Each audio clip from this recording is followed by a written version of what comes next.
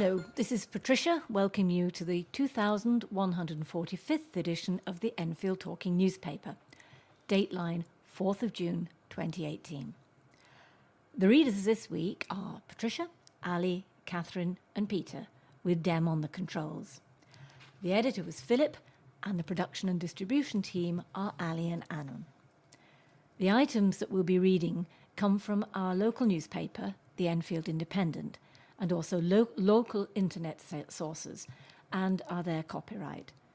Our title music is Country Rock Polka, composed by Pat Guilly, Fernand Bouillon and Harry Breuer, and performed by Jean-Jacques Perret, and is used with his kind permission.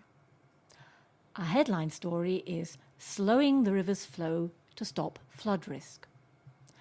The sunrise and sunset times for this week are sunrise 4:46, sunset 21:11. If you have any comments about your Enfield Talking newspaper, please phone Diane de Jersey on 020-8805-6578. She is your listener's representative and will be pleased to help you. And now, Ali will read the first item of local news. Slowing the river's flow to stop flood risk. A park in Enfield has been awarded more than £300,000 to help reduce flooding to over 200 homes. Albany Park has been given £346,000 to reduce the risk of flooding by restoring a river as well as creating new wetlands and meadow habitats. The properties have been identified as a flood risk if Turkey Brook breaches its banks. The regeneration work will create extra bends in the river, slowing the river's flow. Enfield Council's Cabinet Member for the Environment, Councillor Gunay Dogan, welcomed the move. He said, "This is a fantastic project that will provide residents with peace of mind by protecting their homes from flooding and enabling the community to enjoy this spectacular space for generations to come. While protecting over 200 homes from flood risks and improving the brook itself, we also hope to unite people with nature and bring the community together to learn about sustainability in urban parks." Commenting on the new funding, Mayor of London, Khan, said, "For too many Londoners, nature simply doesn't feature in their daily lives. That's why we're aiming to become a national park city, with more than half of our capital green. Today's funding will draw even more people into our outstanding parks by making green spaces more attractive and better for the environment." We have an article for help on overcoming favouritism. Nearly a quarter of mums and even more grandparents admit they have a favourite child, according to a survey by Mumsnet and Grandsnet. Even if they don't claim to have a preferred son or daughter, 1 in 5 mums say their kids think that they do. Favouritism is one of the last taboos and can provoke a lot of guilt. So it's important to say that feeling a greater affinity for a particular child is fairly common and doesn't have to be disastrous, says Mumsnet founder Justine Roberts. Displaying favouritism, however, can hurt everybody. There can be profound long-term psychological effects of feeling like the less loved child, and it's not even necessarily a blessing to be the favourite child either, as having it easy may leave you unprepared for real life. Yet, an unrelenting half of Grandsnetters and a third of Mumsnetters with favourites say they aren't ashamed of their feelings. Toxic favouritism, where siblings become aware of being treated unfairly, is a whole other ballgame, warns Roberts. The distilled Mumsnet wisdom is that the crucial thing is to love them all wholly. So how can parents help ensure favouritism doesn't negatively affect their kids? Mumsnet offers the following 8 tips. 1. Keep it quiet. Don't tell the children, ever. 2. Ask yourself why. Do admit it to yourself and analyse why you feel that way. The research found parents are won over by children being easy with 61% saying their favourite siblings are more tricky or demanding. Grandparents are less likely to prize this quality, possibly because they spend less time with them. Instead, a third of grandparents with a favourite say that grandchild reminds them of their own son or daughter at a similar age. 3. Treat them equally. Find ways of parenting different children equitably. This is easier said than done and doesn't mean treating children in exactly the same way as each other, contrary to the beliefs of the children themselves. 4. Have a good time with the less favoured. Find ways of spending quality time with the child you find more difficult, doing things you both enjoy. Make a day when just the two of you can be together and then carry on making some one-to-one time after that. 5. Be loving. Physical affection is important. 74% of parents with a favourite say the child is extremely loving and affectionate. Less favoured children may not be so touchy-feely, but that shouldn't stop mums and dads still trying to demonstrate their love. Mumsnet suggests a prickly, unhuggable child may enjoy a head massage, for example. 6. Give it time. Wait and see what happens, as some relationships flower later than others. 7. Don't overcompensate. Don't make such a massive effort to treat your least favoured child fairly that their siblings think the child you find more difficult is actually your favourite. And finally, 8. Don't rule out asking for help. If you're really struggling with your feelings and you think they may be a result of your own experience growing up, think about having some counselling. Part of the fabric, shop set to close. A family-run shop which has been part of the fabric of the High Street for nearly 40 years is closing down. Rolls and Rems in Edmonton Green Shopping Centre has been a thriving part of the area, supplying fabrics to people, schools and companies. But now the lease is up and the owners, Janet and Bruce Felby, have decided to close it down. It first started as a kiosk on the High Street, but in 1977 it moved into a proper shop. Mr. Felby said, "The customers have been the best thing about this shop. We'd like to thank all of the people who have remained loyal to us over the years. We feel very sad about shutting down. It's like the end of an era. It's been part of our lives for so long, it will be difficult not to imagine going there every week." The manager, Sue Whitbread, has been with the shop for 20 years and was given high praise by her bosses. "She's been fantastic," Mr. Felby added. In the meantime, the chain's other branches in Holloway and Lewisham will remain open. But the couple, who have 3 children, are looking forward to having more time on their hands and looking after their grandchildren. Mr. Felby added, "It's been a very varied 40 years. It's not been a 9 a.m. to 5:30 p.m. job. It's been very hard work, but very enjoyable." College leads the team to gold. A college has achieved a gold award for its unique display at the RHS Chelsea Flower Show. Capel Manor College near Waltham Cross won gold for its 50 Shades of Gold exhibit and silver for the Wild Garden Floral Arch display. The 50 Shades of Gold garden was designed to celebrate Capel Manor College's 50th golden anniversary, exploring the science behind the colour yellow, why it evolved in the plant world, and what it means to gardeners and plant breeders. The exhibit tells the story of the science and natural history through 50 different plants with gold leaves or gold flowers. National Garden Centre and plant sales manager at Capel Manor College, Julie Dalbigan, helped lead a team of apprentices and gardeners to gold. She said, "Winning gold in our 50th year is wonderful. We're thrilled. To showcase the college's 50-year golden history, we decided to look at yellow plants and pigments in the plant kingdom. The exhibit has been well received by the show visitors as well as the judge, and our garden is proving successful for the college, with the potential recruitment of new students and new visitors to our lovely gardens in Enfield.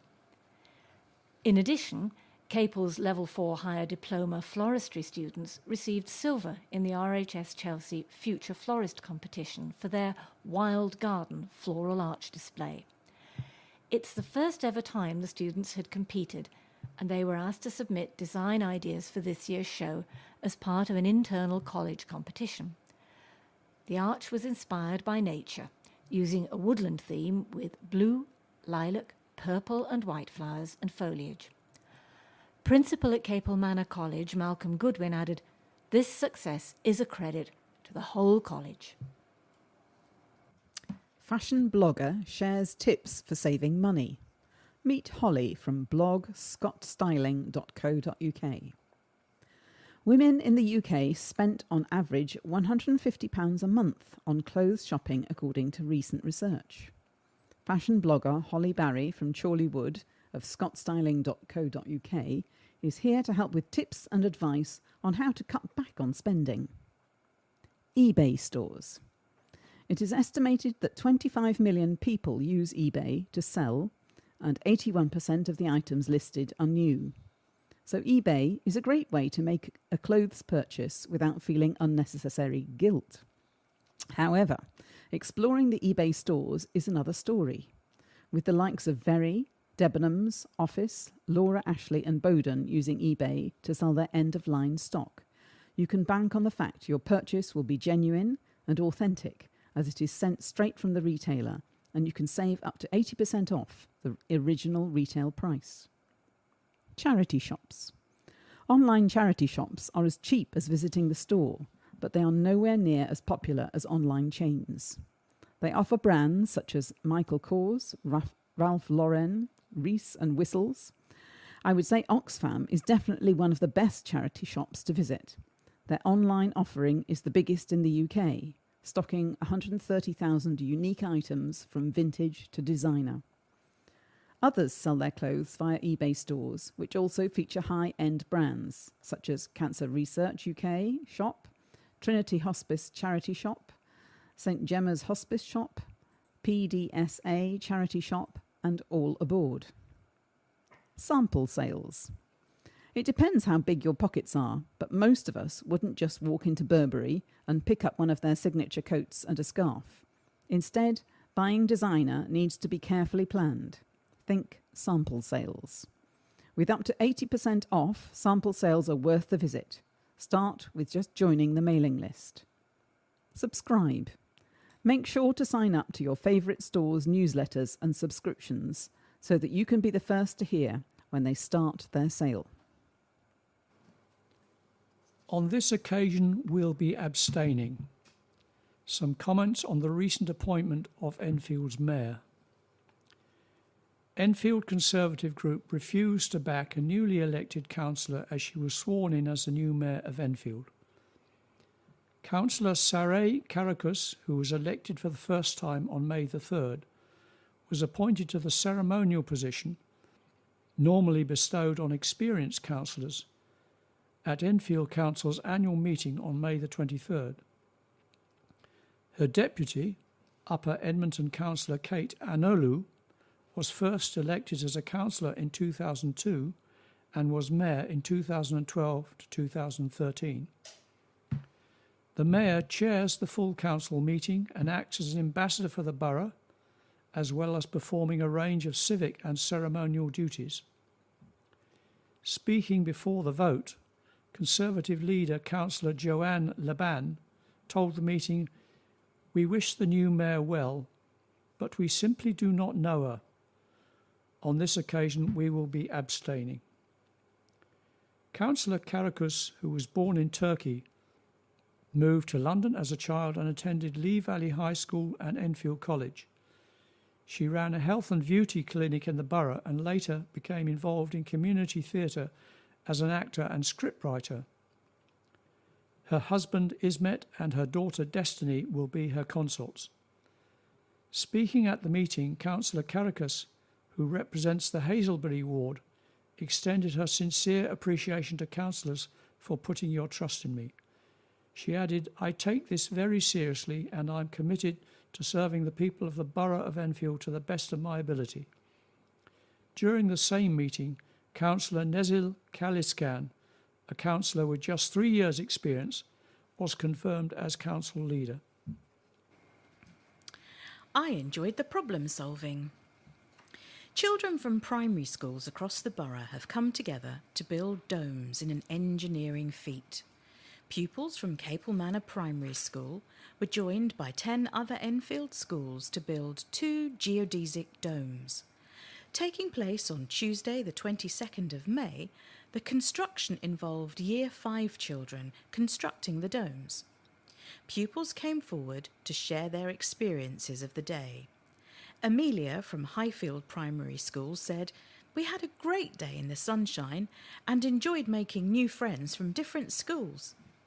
Davine from Capel Manor said, "I enjoyed constructing, problem solving and having fun with other children." Each dome was assembled using cable ties, plastic piping and round plastic hubs. And there are 4 pictures that go with this article of 2 very big structures, actually, and the children inside, outside, on the ground and all around with the piping and all of the various plastic hubs, constructing a dome but using triangles. It's really quite interesting to see them putting it all together. So the 4 pictures show the various places and the speed, I suppose, with which it grew in the sunshine and in the field. And now we have a letter from a member of Plan International UK's Youth Advisory Panel. Eva, who's age 17, writes, "Can you imagine not being able to access a toilet when you most need to? For girls all over the UK, being refused this basic human right is a reality when they're at school and on their period.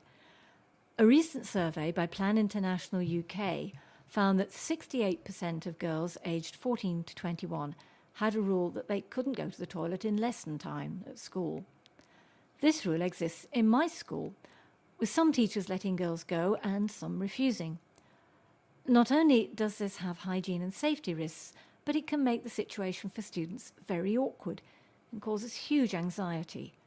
Girls are worried about leaking or having to explain in front of the whole class why they need to be excused. And you might be even more shocked to learn that 16% of girls have missed a day of school because they were so worried about not being able to go to the toilet in lesson time. Surely there's no excuse for allowing menstruation to affect a girl's education. It's imperative that schools provide pupils with free access to toilets, adequate sinks and waste disposal bins, and give teachers support to openly discuss periods without embarrassment or shame." And here's a letter from Martin Houghton Brown, Chief Executive of St John's Ambulance. Nominate a hero.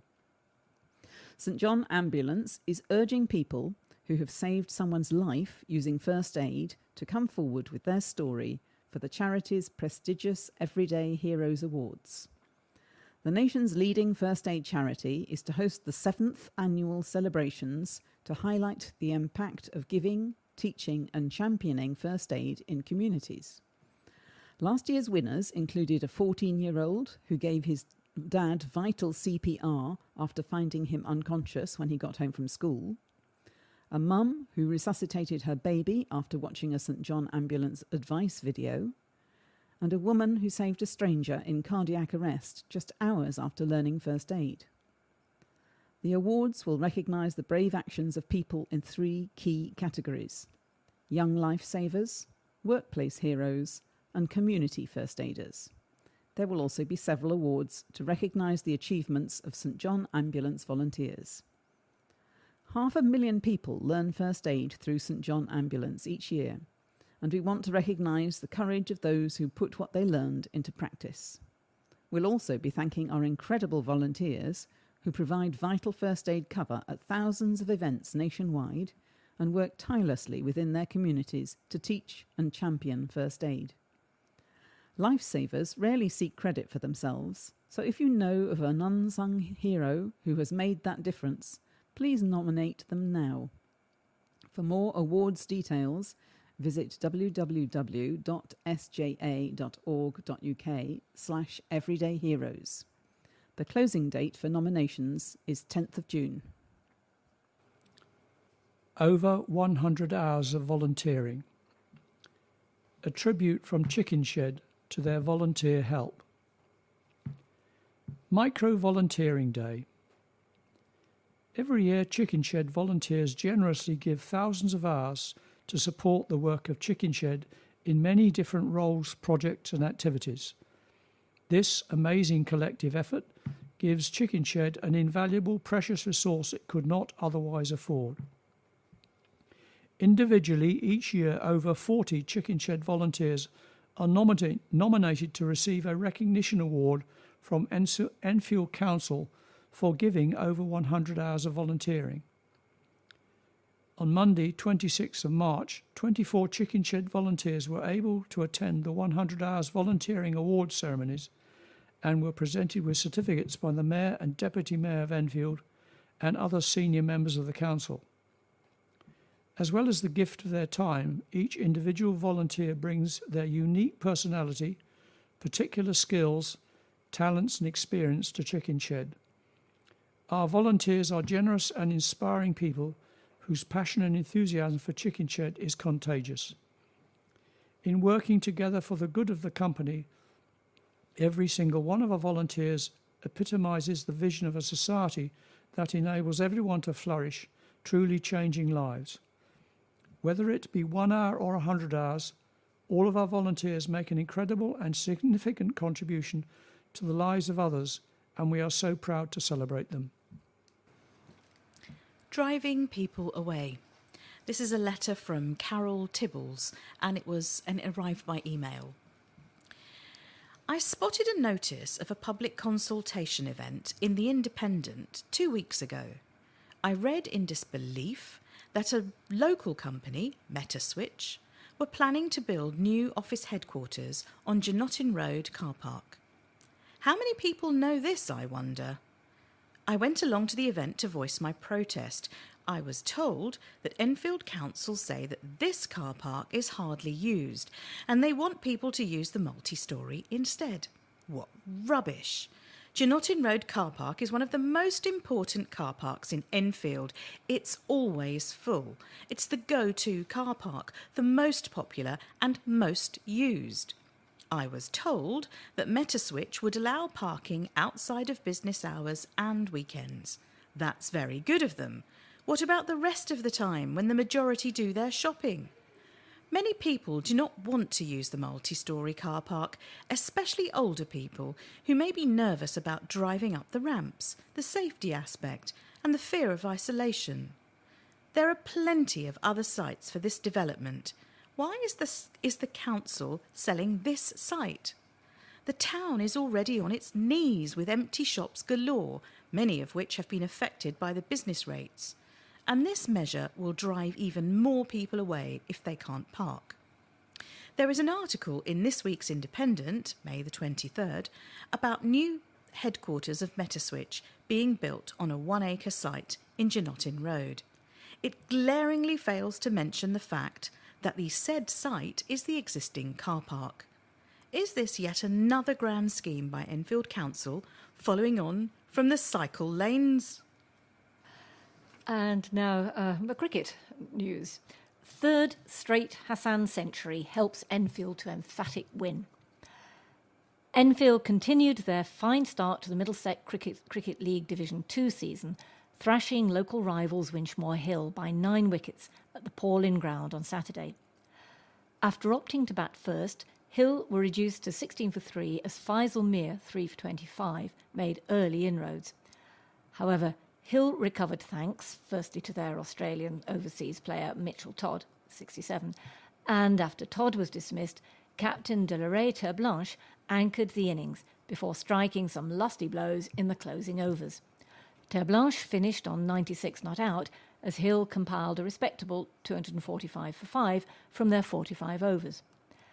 Enfield's response had an early scare as the talismanic Jack Plum pulled a hamstring early on, but opted to remain at the crease using the services of a runner for the rest of the innings. Les Edwards continued his strong early season form, striking 53 from just 42 bowls, before holing out on the deep mid-wicket boundary from the bowling of Terblanche.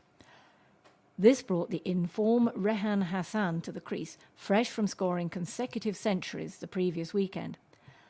Some tidy bowling from Todd, Jack Irwin and Jim Gatting managed to bring down the scoring rate temporarily, but Hassan soon began to pierce the infield with regularity, while the limping Plum showed his appetite for runs was unaffected by a lack of mobility. Enfield then accelerated comfortably towards their victory target, eventually reaching 247 for 1 with 4.5 overs to spare. Hassan finished unbeaten on exactly 100, thereby recording his third consecutive century, while Plum, 84 not out, provided impressive support. This result leaves Enfield in a three-way tie at the top of the table, with Winchmore Hill in 9th place. Enfield welcome Harrow St Mary's to Lincoln Road this Saturday, while Hill will seek to bounce back quickly when they travel to Eastcote. A tougher test beckons for Enfield the following day when they visit Premier League side Finchley in the ECB National Club Championship. Southgate Adelaide have slipped to 4th in Hearts League Division 3B, 30 points behind leaders Luton Town and Indians seconds, after they were without a game at the weekend. The unbeaten side are due to travel to Harpenden thirds on Saturday. And here's some football. Cup offers an exciting venture for towners. The chairman of Enfield Town believes the Conifer World Football Cup is an exciting opportunity for the club to raise its profile on the wider football map. The tournament for states, minorities, stateless people and regions unaffiliated to FIFA has got underway, with the Queen Elizabeth II Stadium holding the first 2 of 10 fixtures. Abkhazia versus Tibet at noon, followed by Northern Cyprus against Carpatalia at 3 p.m, and culminating in the final on Saturday, June the 9th. Enfield chairman Paul Reed said, "I am delighted that the Queen Elizabeth II Stadium has been chosen to host some Conifer World Cup matches this year, including the final. This will be an exciting venture for the club, not just from a financial perspective, but also in terms of spreading the word about our club and what it has to offer for the local community. It should be a fantastic event, and we hope that a number of people will enjoy the facilities and matchday experience the club has to offer, and return to watch some Enfield Town matches in the near future." Tournament director Paul Watson is equally pleased matches are being played at the ground, and told the club website, "One of the reasons we chose Enfield Town was because their ethos of being supporter-owned matches ours. It meant a lot to us that the club approached us, because we are keen to preserve the spirit of the tournament. We favour the grassroots approach to football, and clubs like this are where it lives on. It's completely in line with our values of giving the game back to the people as distinct from corporate entities. To come to Enfield Town, where the local community will rally behind the tournament, seemed totally sensible." Here we have a letter from Mr. K. Brown on the subject of health. Stronger and healthier. The article, How a Brisk 20-Minute Walk a Day Can Slash Heart Disease, in the Enfield Independent on the 21st of May, is another timely reminder on the benefits of getting active. This small, no-cost investment in yourself can cut the risk of heart disease by a quarter, and yet 1 in 5 Enfield residents do less than 30 minutes of exercise per week. The business case for Cycle Enfield suggested the full cost of the programme could be more than recouped by related savings to the NHS. That ignores the improved quality of life better health brings, and there are many other non-cycling ways to better health. The 2018 Palmer's Green Festival has taken as its theme health and well-being, and as well as focusing on stronger and healthy communities, we will be seeking to promote and give ideas and opportunities for personal health, both physical and mental. And now for some rugby news. Manning takes the helm. Shane Manning has no preconceived ideas about his new players after being appointed as Enfield Ignation's new head coach. The 41-year-old takes over the helm of the London 2 North West outfit after Ali Cook stepped down at the end of last season, The New Zealander has extensive experience of the British scene, following stints in different guises with Vagabonds, Colchester, Harwich and Dovercourt and Biggleswade, among others. Primarily a forwards coach with 9 years' experience, he will be assisted by the versatile Jack Wilson. The former fullback has extensive coaching and refereeing experience. Manning said, "I like to play a fast, attacking brand of rugby in which all 15 players are involved. It's obviously going to be a bit different from what the players are used to. I'm coming at it from a different point of view, with a blank canvas. I don't know the players' reputations, and they don't know me, so anyone can achieve. I'm looking for players to put their hands up in training, and am not dissuaded by age. If you're young enough, you're good enough, as we say down in New Zealand." Go Team Chicken Shed. Some more news from the Chicken Shed Theatre site. On the 22nd of April, 35 incredible supporters ran the London Marathon to enable Chicken Shed to continue to reach out to those who need their help the most. Team Chicken Shed were absolutely amazing on the day of the London Marathon. If training through one of the longest and coldest winters wasn't enough, the runners then had to contend with the hottest marathon day on record, with highs of 24 degrees. But the heat didn't faze our runners, though, beaming as they crossed the finish line.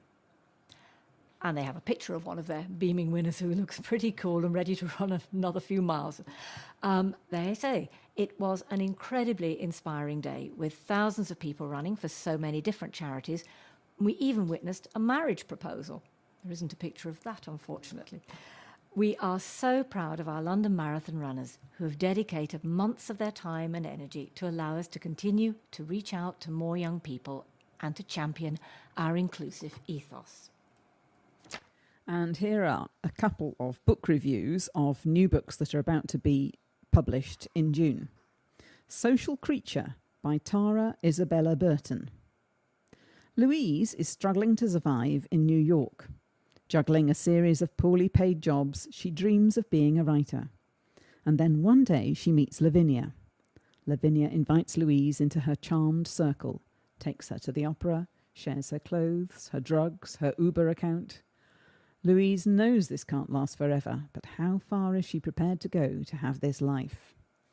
This kind of idea has been done 1,000 times before by different authors with varying degrees of success. But Social Creature has been described as a Ripley story for the Instagram age, and I just can't resist the sound of that. It will be released on the 14th of June.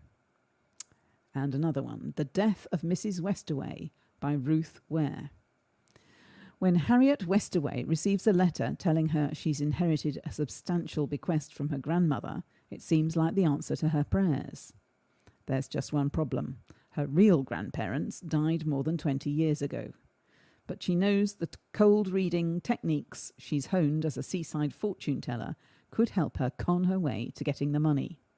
This new psychological thriller from the author of The Lying Game and The Woman in Cabin 10 sounds deliciously dark and creepy, and it will be released on the 28th of June. Here's some sports news. Enfield Borough aiming to push on after changes at the top. A new management duo have taken charge at Enfield Borough in a move aimed at progressing the club further up the football pyramid. The Spartan South Midlands League side have appointed Sean Rees as manager and Roy Blow as his assistant, with former boss Marvin Walker and his number 2 Aaron Archer stepping down to concentrate on off-the-pitch matters. Walker said, "As the club has grown over the past 2 years, I have found it increasingly more difficult to split my time between the role of co-owner and that of manager. Both Aaron and I feel it is important that the whole club grows off the park, as well as progressing on it. We are a very young club who do not have a large staff working on our behalf. Therefore, the onus is on us to push ahead with our plans and ideas for its future development." Rees was previously assistant to Enfield town boss Andy Lees, while Blow was manager of Broxbourne Borough's youth team. And here's a piece outlining a personal work experience by a student currently at school. I'm in Year 10, attend Winchmore School and spent my work experience at Millfield, which has been extremely successful. I have been lucky enough to learn a variety of different things involving marketing and research to help me later on in life. The past 2 weeks have taught me how to use websites such as Hootsuite, which enables you to make a Twitter or Facebook post in advance to posting it. I have also been able to research upcoming events that are taking place over the summer and have found out background information and on what they're about. As well as working at Millfield, I was also able to see the grounds at Forty Hall and attend a meeting there, plus spend time at the Dugdale Centre. Working in the marketing department has given me a massive insight into how much hard work and time goes on behind the scenes to any show, exhibition or workshop. I have also learnt how to post events onto the website and have been able to write 2 of my own pieces talking about upcoming national days and promoting new performances which will be showing at either Millfield or the Dugdale Centre, and they have been displayed on their websites. I'm also now able to hyperlink and use Excel confidently. I will be helping out at the box office during a performance tomorrow evening to conclude my time working at Millfield. The working environment here is great. The staff are all kind and friendly, and they want you to be able to get the absolute most out of your time working here. They always ask if there is anything in particular that you want to know or learn, and before letting you get on with the work, they will always make sure that you have fully understood what it is you need to do. Everything that I have been taught over these past 2 weeks will most certainly be helpful for me in the future, and I definitely believe that you should choose your work experience here. And that's by Ella Small from Winchmore School. And now, energy-boosting foods that are better than coffee. When the alarm goes off at 6:30 a.m. and you're struggling to crack an eye open, most of us turn to coffee to help power us through those painful first hours of the day. But your early morning cup probably isn't the best answer to your problems. Sure, you'll feel great when the initial caffeine buzz kicks in, but once the high wears off, you'll be left feeling foggy and sluggish for the rest of the day. If you've liberally burnt the midnight oil and you really want to last all day, your best stay-awake strategy is to supercharge your breakfast with healthy, energy-boosting foods. Here are 6 of the best to make a play for the next time when you just can't stop yawning. First off, bananas. When it comes to ditching the coffee, it seems yellow really is the new black. Thanks to its winning mix of vitamin C, antioxidants and fibre, bananas are a brilliant way to kickstart a groggy morning. They contain 3 natural sugars, sucrose, fructose and glucose, which are converted to energy in the blood, giving you an instant hit from the first bite. The high fibre content in a banana's flesh also helps the sugar to be absorbed more slowly, providing a steady source of fuel throughout the morning. And then salmon. Try a smoked salmon and cream cheese bagel for breakfast next time tiredness strikes. Salmon contains omega-3 fatty acids, which are essential for brain health, energy production and circulation. Fish is also a fantastic source of protein, which will stave off hunger pangs and produce a steady rise in blood sugar and energy levels, counteracting a post-carb crash. Lemon water. Well, this is as simple as the name makes out. Just add some fresh lemon juice to water to make a cheap and easy energy drink at home. Lemon water is high in vitamin C and packed with electrolytes, which are critical for cells to produce energy. Hydration could also be key to staving off the 3 o'clock slump. Studies have shown that people who don't drink enough water throughout the day are prone to feelings of fatigue and tiredness. Or green tea. Here's a handy alternative drink for those of us who want to switch out the coffee for something a little more zen. Green tea still contains caffeine, but there's much less of it than in a cup of coffee, so it'll give you that much-needed buzz, helping you concentrate, but it's far less likely to make you crash later on. It's also filled with antioxidants and nutrients that can give you a healthy afternoon boost. And eggs. Well, eggs are a cracking way to start the day. They're high in iron and protein, which will give you sustainable energy throughout the day. They also contain an essential nutrient called choline that's vital for brain development, muscle movement, maintaining a healthy metabolism, and much, much more. Or try a nut smoothie. Smoothies are a brilliant morning option to grab on the go. Hero nuts like cashews, almonds, and hazelnuts are high in magnesium, which plays a key role in converting sugar to energy. They're also filled with fibre, which will keep your blood sugar levels even, and protein to stave off hunger. Either wake and shake or just keep a bag of mixed nuts in your desk drawer to keep your energy levels topped up throughout the day. And here's some more from the Chicken Shed website. On Tuesday the 17th of April, our staff, students and members of our children's and youth theatres brought more than a little bit of magic to ITV studios. Chicken Shed is quite rightly a legendary theatre company, not just for its inclusivity, but also the incredible quality of its work, said David Walliams. An evening with Chicken Shed, hosted by Chicken Shed trustee Professor Jonathan Charlotte, OBE, and the author and comedian David Walliams, was one of the last events to ever take place in the iconic London studios on the South Bank. And the brilliance of the performance didn't fail to match that of the venue. Energy, empowerment and wonder permeated through the room, and our vital inclusive processes were met with thunderous applause and not a few tears. The evening was filled with various performances from 150 of our young people, including an interpretation of Faith, originally recorded by George Michael, an excerpt from David Walliams's The Midnight Gang, performed at Chicken Shed last year, and a very moving and powerful version of Stormzy's Blinded by Your Grace. Interspersed with films of our beneficiaries who had thrived in Chicken Shed's nurturing and accepting environment, the evening was full of the impact, vision and essence of who we are and why we exist.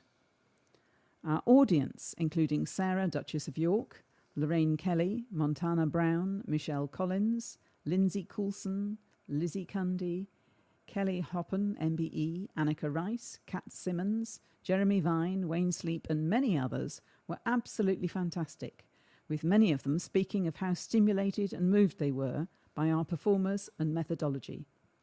Chicken Shed is a place where every single individual has their voice and value recognised, and where there is no fear of rejection. An evening with Chicken Shed demonstrated perfectly that there is certainly no compromise on quality by being inclusive. Coming to Chicken Shed, I found me. I found somewhere I can be me, said one of its members.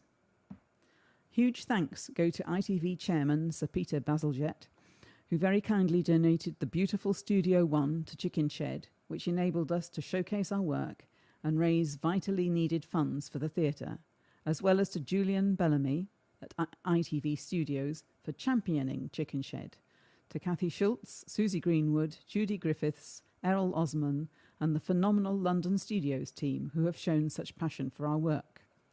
We'd like to say a massive thank you to everyone who made this incredible event possible, and to all of our many supporters who help our children and young people to feel totally accepted through our pioneering theatre.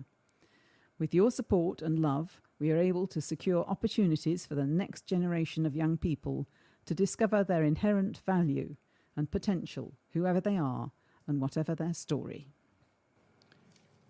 Now here are two more reviews of forthcoming book releases. The Mars Room by Rachel Kushner.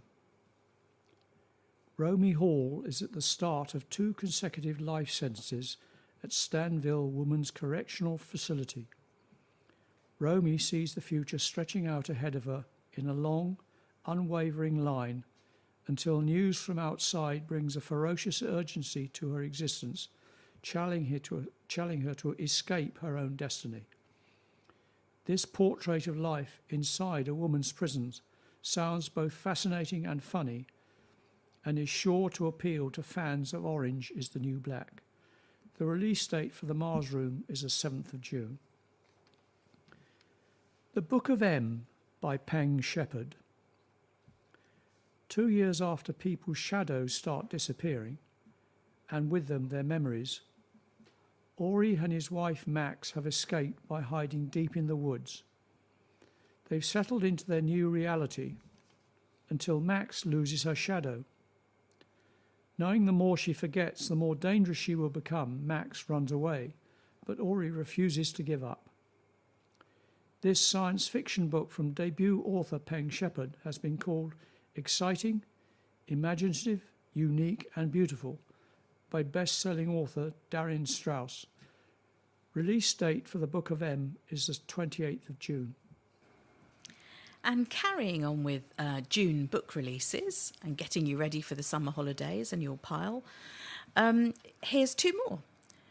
The first is Lying in Wait by Liz Nugent. On the surface, Lydia Fitzsimmons has the perfect life. Wife of a respected judge, mother to a beloved son, mistress of a beautiful house in Dublin. That beautiful house, however, holds a secret Lydia's son, Lawrence, is about to discover. From the best-selling author of Unravelling Oliver, this novel about a Dublin family whose dark secrets and twisted relationships are suddenly revealed sounds like the perfect read to get caught up in this summer. And the release date for you is the 12th of June. And the second review, and I think I'm going to have to rush out and buy this immediately, it's called The President is Missing, and it's by Bill Clinton and James Patterson. The president is missing. The world is in shock, but the reason he's missing is much worse than anyone can imagine. This unusual new book is said to contain details only a president could know, and the kind of suspense only James Patterson can deliver. Expect to see it being read on beaches all over the world, and the release date is the 4th of June. And a final pair from the book selection for June, two more novels that are coming out at the beginning of next month. The first is The Mermaid by Christina Henry. Once there was a mermaid trapped in the net of a fisherman. She evoked a magic that allowed her to walk upon the shore, and for many years they lived as husband and wife. Stories of this strange and unusual woman travelled until they reached the ears of a man whose business was in selling the strangest and the most unusual. His name was P.T. Barnum, and he'd been looking for a mermaid.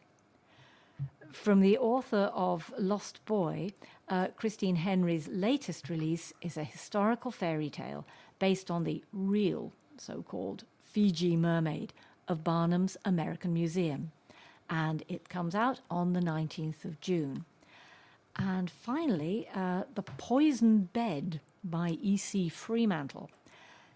In the autumn of 1615, scandal rocks the Jacobean court when a celebrated couple are imprisoned on suspicion of murder. Some believe she is innocent, others think her insane. He claims no knowledge of the murder. The king suspects them both, though it is his secret at stake. This new novel by historical fiction author E.C. Fremantle has been described as a Jacobean Gone Girl. So what more do you need to know? And The Poisoned Bed is released on the 14th of June. Here is some arts news. Arts Festival celebrates community. The London International Festival of Theatre, otherwise known as LIFT, will celebrate in 2018 community in all its forms. Those who are increasingly at risk of marginalisation will be placed at the forefront. Stories of displacement from the Congo, revelations of a lost generation in the school-to-prison pipeline in the USA, and migrant workers in Qatar. Audiences will confront Dries Verhoeven's societal fears in Phobia-Rama, dance under the stars to effervescent Afrobeats in Session, and experience a collection of theatre, contemporary music, opera, and Korean pansori in contemporary musical Trojan Woman. Across June, Lift will celebrate evolving creative scenes of Tottenham, presenting a series of events across the North London district. The first event is Session, June the 22nd to the 30th, a pairing of Afrobeats powerhouse Empire Sounds and local dance group Step-As at the Bernie Grant Arts Centre. In collaboration with local young performers, Session is a battle cry and love song celebrating community, youth and belonging, highlighting how much we can learn from new generations if we stop deriding them. To get more of an idea of the piece, please see here. Alongside this, the Uplifters, groups of young people from Tottenham Lift, have been working on creating night walks with teenagers, which will take place in the city and does exactly as the title suggests. Punch Drunk present a brand new show for children aged 5 to 11 and their families at Bernie Grant Arts Centre, directed by Peter Higgin and Tara Bolland and written by Nessar Muthi. Small Wonders is a magical interactive experience which invites you to join Nanny Lacey in a flat in Tottenham and explore the world she has created. Small Wonders is inspired by the stories and dreams from a 5-year artistic partnership with 2 Tottenham schools. Lift last burst across the city in June 2016, the month that saw the Brexit vote pass in the UK and the beginnings of a startling shift in the socio-political climate of our world. In the 2 years that followed, Lift has commissioned and programmed works that speak to these changes in a festival, Contemporary International Art, a global offering of radically open work to celebrate a multitude of diverse communities and all that unites us rather than divides. David Binder, guest artistic director, says, "As a New Yorker, I've always felt an affinity with London, but never more so than in the last 2 years. Both of these great cities have had their identities challenged by their own countries and are fighting to remain in all ways open.